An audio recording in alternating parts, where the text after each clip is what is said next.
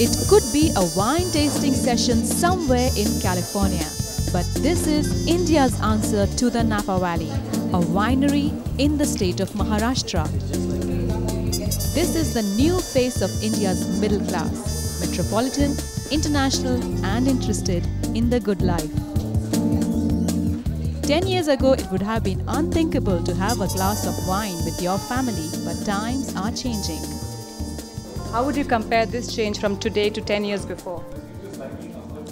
Oh, remarkable change. I don't think I had wine 10 years before. So I think I'm symptomatic of the change that's happening in India. Hi, Rajiv. Rajiv Samant left his lucrative job in America's Silicon Valley and started growing grapes. I came back to India from the US and I wasn't really quite sure what I was going to do. For some reason, no one was making really good wine here and I saw an opportunity. We're here in Nasik. We're bang in the middle of the best grape growing region in India. And I just asked the question, why not make some good Indian wine? Here at Sula Wines, he did just that. His success inspired other winemakers too. And today, Nasik, just a few hours' drive from Mumbai, is emerging as India's wine-growing region and is very much on the tourist's map. For the last 2 or 3 years, the market has grown at 30% a year, which is an amazing growth rate. Not surprisingly, given that our per capita consumption of wine right now is 6 milliliters a head, which is 1 teaspoonful. So I think this rate of growth is going to last for quite a while. Indians they're traveling a lot, their lifestyles are changing, they're trying to be healthier, and that's also reflected in the increased wine consumption. India's wine entrepreneurs have done well based on generous grants from the state. Diversifying into niche sectors like wine and horticulture is something the government is keen to encourage. Ashok Gaikwad has made a fortune selling wines. Using government subsidies, he has turned his 2 hectares of land into a 100-hectare vineyard. The government has raised import duty on foreign wine and that is helping us. Foreign companies cannot import their cheap wines now. Although the wine business has attracted a lot of publicity, it's a minute part of India's massive rural economy.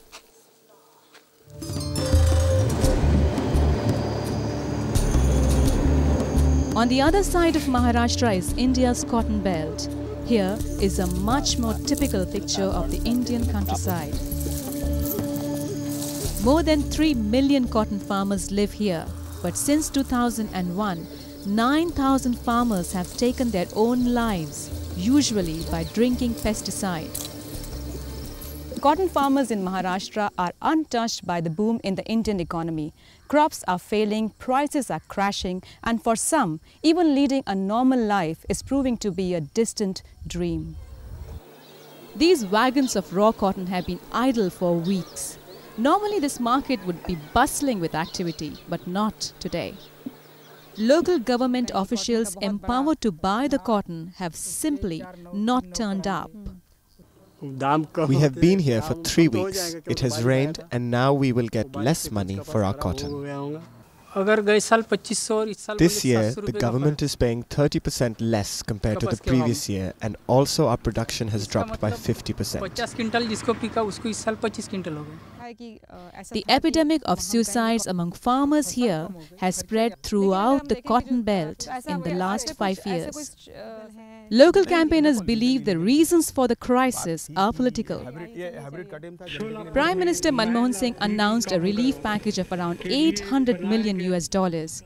Most of the money can only be accessed through government banks, but the farmers don't meet the bank credit criteria and many don't even have bank accounts. Only 5% of farmers take credit from banks. 95% of farmers rely on private money lenders and they charge huge interest rates. Even the private money lenders are becoming desperate and they want their money back. So, on the one hand, the money lender is knocking on their door and on the other, this cotton is not selling. Hounded by money lenders and with no help from the government, suicide has become the option for thousands. Nanda Bhandare is still living with the trauma of her husband's suicide. Her husband took his life after struggling as a cotton farmer for years. Debts of just a few $100, a fortune by local standards, finally broke him. I keep thinking about the children. What is going to happen to them? Who will look after us? There's no money, no agriculture.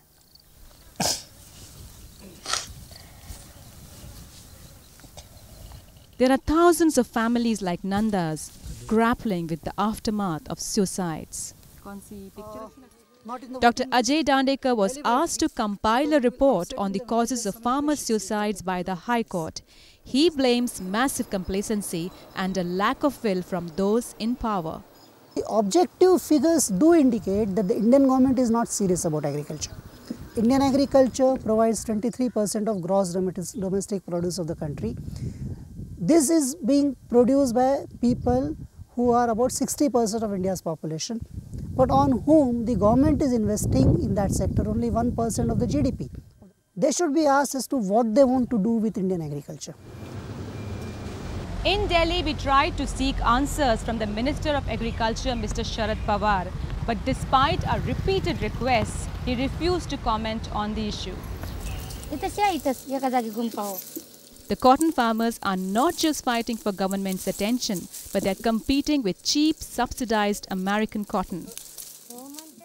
The Minister of Trade did agree to talk to us, but he had little comfort to offer.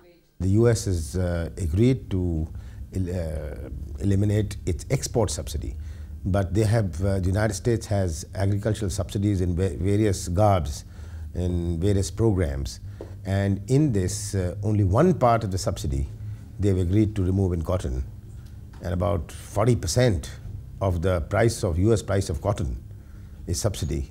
So neither can the farmer in my district or in Maharashtra or in Africa compete with such subsidies. The opposition party BJP thinks that the minister and the Prime Minister are not doing enough. I thought that he would address the main problem of the cause of farmer suicide, and that is unremunerative prices which they are getting for the cotton. The ruling alliance government in Maharashtra had promised them nearly $60–65 per quintal of cotton in their election manifesto, which they never fulfilled. And now what they are offering is $40, and that is purely inadequate. It is the real root cause for farmers becoming debt-ridden, they going into a debt trap, leading thereby worst public humiliation. And the dangers are not just humanitarian. We are actually looking at a potentially a very explosive situation in rural India. If this situation persists for another 5 to 10 years, we are looking at massive unrest in the rural areas of the country, because there is already a crisis, there is already a situation where there is not enough food. Cotton farmers have been campaigning for years for similar treatment to the so-called sunshine sectors of wine, fruit and flowers. But so far, this has fallen on deaf ears. Meanwhile, the cotton widows and their families face a bleak future. Nanda has to raise her 2 children alone, earning just 60 cents a day as a day laborer. The farm where she worked with her husband has been abandoned.